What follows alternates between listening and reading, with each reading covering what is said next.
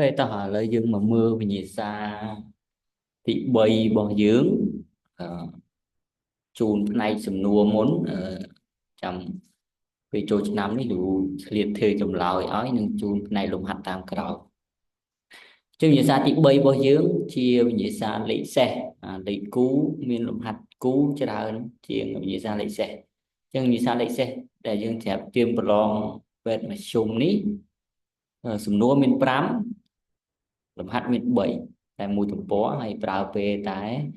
mình nên thay để dạo về để bọn từ đó cứ ta học tập này tí tại phân tụ nơi mà rồi phân tụ đôi cái này để đủ trai này động lực tha bay một chiến cứ phân tụ smart cái này chứ nhưng mà mơ tha bay sầm nua rồi bao dương sầm mẹp này sầm nua ní bên này khác chỉ mà chung cứ sam sập phân tụ chiến là bạn sam pram được vào sam pi sam bảy để cho mình đỡ sai sập thì sầm nua tí mỗi cứ ao bọn ao thì dùng mình đây với tới chia sập bú vậy tới chị Ethiopia vậy tới chị Ethiopia bọn môi cái dịch vụ luôn người tí phí ôi dương lượng của tia ho của bộ monoprotein acid diprotein acid nằm triprotein acid bị ra tri rồi ở bàn pì nữa nó môi protein thì bấy ôi dương sẽ xe cần sau thay ion cámឬក៏cần sau phổ quân ion cám này tất cả ởឬក៏ការដាក់បញ្ជូតើមកឲ្យយើងបញ្ជាក់តម្លៃរបស់វានៅសីតុណ្ហភាព25 លេខ4គឺឲ្យយើងធ្វើអត្តសញ្ញាណថាម៉ូលេគុលខាងក្រោមនេះណាខ្លះជាអេឡិចត្រូលីតខ្លាំងណាខ្លះជាអេឡិចត្រូលីតខ្សោយនិងណាខ្លះមិនមែនហើយសំណួរទី5ចុងក្រោយគឺឲ្យយើងពណ៌នាអំពីតើធ្វើដូចម្ដេចដើម្បីឲ្យអប្រតិកម្មរវាងគ្រាប់ស័ង្កសីនិងអាស៊ីតក្លូរីត្រិកខាប់នេះខាប់ល្មមឲ្យវាយឺតជាងមុនវិញអត់ដល់យើងជួបតែធ្វើម៉េចឲ្យលឿនចុះឥឡូវបើយឺតវិញចឹងនៅក្នុងខ្លឹមសារមេរៀនគេឲ្យយើងចេះទាំងអស់ថាធ្វើម៉េចឲ្យវាលឿនធ្វើម៉េចឲ្យវាយឺតហើយលំហាត់3នេះក៏រៀងធំគួរសមដែរអញ្ចឹងរយៈពេល1ម៉ោងបេក្ខជនតែមិនបានត្រៀមចប់រៀបរយទេគឺធ្វើអត់ទាន់ម៉ោងទេលំហាត់អីនេះត្រូវគិតលេខសំណួរត្រូវសេចម្លើយអីទៀតអញ្ចឹងយើងក៏លេខមកមើលចម្លើយរបស់យើងដែលជាសំណួរទី1ដែលហៅថាសាប៊ូនៅក្នុងគីមីគឺយើងសំដៅទៅលើលបាយអំបិលសូយ៉ូមឬប៉ូតាស្យូមនៃអាស៊ីតកាបុកស៊ីលិកខ្សែត្រង់ឬក៏ខ្សែលាតណាយើងបើវាខ្សែលាតគ្មានខ្នែងទេនេះជានិយមន័យរបស់សាប៊ូអញ្ចឹងកាលណាយើងឆ្លើយនិយមន័យរបស់សាប៊ូត្រូវមួយយើងទទួលបាន2បន្ទុកព្រោះក្នុងនេះមាន6បន្ទុកតែ3និយមន័យសំណួរទី2គឺជាអ៊ីត្រូភីលគឺជាផ្នែកណានៅក្នុងសាប៊ូគឺ COO ដែលគេហៅថាផ្នែកក្បាលរបស់សាប៊ូផ្នែកក្បាលគឺផ្នែកខាងស្ដាំដែលវាជាប់ជាមួយនឹងលោហៈប៉ូតាស្យូមឬសូយ៉ូមជាងជាផ្នែកក្បាលរបស់សាប៊ូបងប្អូនកលេចមើល COO ដកជាអ៊ីយ៉ុងនេះដកនៅខាងលើនេះណានេះ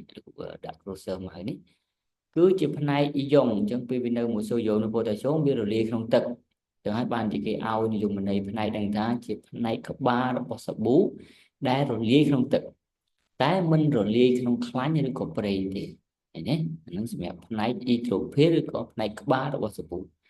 ដល់ផ្នែក radical air ដែលគេហៅថា hydrophobe ឬក៏ជាកន្ទុយរបស់សាប៊ូនោះជាពពុះ hydro carbon អញ្ចឹង hydro carbon វាអត់រលាយនៅក្នុងទឹកទេតែវាអាចរលាយក្នុងខ្លាញ់ឬក៏ប្រេងឬក៏ hydro carbon ផ្សេងវារលាយក្នុងសមាសធាតុសរីរាង្គផ្សេងទៀតអញ្ចឹងជានិយមន័យដែលបងប្អូនត្រូវសរសេរចម្លើយដើម្បីបានបន្ទុកត្រឹមត្រូវពេញ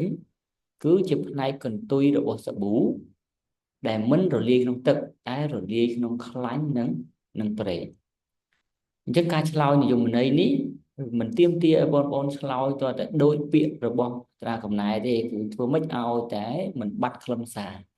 តែបងប្អូនសរសេរមកចំតែម្ដងអានឹងអ្នកកែក៏គាត់ស្រួលកែដែរមិនពិបាកអានរបស់យើងហើយតែអង្គុយគិតថាត្រូវអត់ទៀតអានឹងក៏ផ្ដល់ផលលំបាកដល់អ្នកកែដែរសំណួរទី2ឲ្យឧទាហរណ៍ monoprotic acid អញ្ចឹង monoprotic acid យើងសំដៅទៅលើអាស៊ីតដែលឲ្យប្រូតុងតែមួយក្នុងម៉ូលេគុលរបស់វាឲ្យប្រូតុងតែមួយមានន័យថាវាផ្ដាច់ប្រូតុងចេញពីម៉ូលេគុលរបស់វាបានតែមួយទេនៅពេលដែលរលាយនៅក្នុង solution អញ្ចឹងយើងមានអាស៊ីតច្រើនណាស់ monoprotic acid នេះលើកយកខ្លាំងមួយខ្សោយមួយគឺអាស៊ីត formic ឬ methanoic និងអាស៊ីត chlorhydric មានអាស៊ីតផ្សេងទៀត nitric fluoronitric អីតែយើងត្រូវការតែ2ឆ្លើយតបមួយសំណួរទេ Diprotic acid ក៏បងប្អូនមិនសូវជាលំបាករកដែរដូចជា acid carbonic នេះជា acid ដែលបងប្អូនញ៉ាំច្រើននៅក្នុងភេសជ្ជៈដែលមានជាតិហ្គាសហើយ acid sulfuric នេះគឺជា acid ដែលគេប្រើនៅក្នុងឧស្សាហកម្មទេឬក៏គេអាចប្រើនៅក្នុងពពុះ electrolyte របស់អង្គុយអញ្ចឹងទៅដោយឡែក triprotic acid ភាគច្រើនបងប្អូនរកអត់ឃើញគាត់ច្រឡំដាក់ H3PO4 ហើយគាត់ដាក់ H3PO3 ទៀត H3PO3 ខុសហើយអានោះគឺជា diprotic acid ទេព្រោះពេលរលាយក្នុងទឹកវាឲ្យប្រូតុងបានតែ2អញ្ចឹងយើងយកមកមួយទៀតគឺ H3PO4 អញ្ចឹងទៅយើងទៅកាន់ចំនួនទី3កន្សោមផគុណអ៊ីយ៉ុងកម្មគឺជាថេអ៊ីយ៉ុងកម្មរបស់ទឹកគឺកំហាប់អ៊ីដ្រូញូមគុណអ៊ីដ្រូស៊ីតស្មើការអឺឬក៏ឯកសារបងប្អូនខ្លះអាចសរសេរការអឺក៏បានការ W ក៏បានហើយតម្លៃរបស់វាប្រែប្រួលតាមសីតុណ្ហភាពអញ្ចឹងវាមានតម្លៃជាក់លាក់នៅសីតុណ្ហភាពណាមួយថេលំនឹងរបស់ប្រតិកម្មផ្សេងៗក៏អញ្ចឹងដែរអញ្ចឹងតម្លៃរបស់វានៅសីតុណ្ហភាព25គឺមានតម្លៃ10ស្វ័យគុណដក14យើងឆ្លើយតបមួយសំណួរដាក់ប៉ុណ្្នឹងមក6បន្ទុកដែរការធ្វើអត្តសញ្ញាណកម្មនៅកន្លែងនេះគឺឲ្យយើងចេះបែងចែកថាសមាធិទាំងអស់ហ្នឹងវាចូលទៅក្នុងក្រុមមួយណាប្រភេទមួយណាអញ្ចឹងអេឡិចត្រូលីតខ្លាំងនៅក្នុងសមាសធាតុនេះរួមមាន KCl ហើយនឹង HNO3 ទឹកមួយទៀតដូចជាមានទឹកលើសពីប្រធានរបស់យើងឬក៏លោកភ្លេចដាក់នៅក្នុងចម្លើយមកកន្លែងអេឡិចត្រូលីតខ្សោយទឹកនេះបើយើងនិយាយទឹកសាមញ្ញអេឡិចត្រូលីតខ្សោយបើនិយាយទឹកបិទអានឹងមិនអេឡិចត្រូលីតទេហើយអាសេតិកនេះគឺស្ថិតនៅក្នុងពពួកអេឡិចត្រូលីតខ្សោយវាជាអាស៊ីតខ្សោយអេឡិចត្រូលីតខ្លាំងគឺអាស៊ីតខ្លាំងបាសខ្លាំងអេឡិចត្រូលីតខ្សោយគឺអាស៊ីតខ្សោយបាសខ្សោយហើយសមាសធាតុដែលមិនប្របាយជាអ៊ីយ៉ុងនេះគឺមិនអេឡិចត្រូលីតគឺពួកស្ករនេះបាទ C12 ខាង 22O11 នេះសំណួរចុងក្រោយគឺជាសំណួរនិយាយអំពីប្រតិកម្មរវាងក្របសង្កសីនិងអាស៊ីតក្លូរីត្រិកហ្នឹងវាប្រព្រឹត្តទៅលឿនពុះកញ្ជ្រោលហ្នឹងគឺវាភាគឧស្ម័នអ៊ីដ្រូសែនអីខ្លាំងហ្នឹងអញ្ចឹងបើចង់បន្ថយវា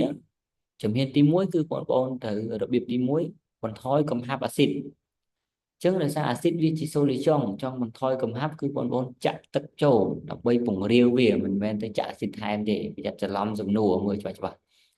ហើយទី2គឺបងប្អូនត្រូវបញ្ចុះសីតុណ្ហភាពឬក៏បន្ថយសីតុណ្ហភាពវាអញ្ចឹងជា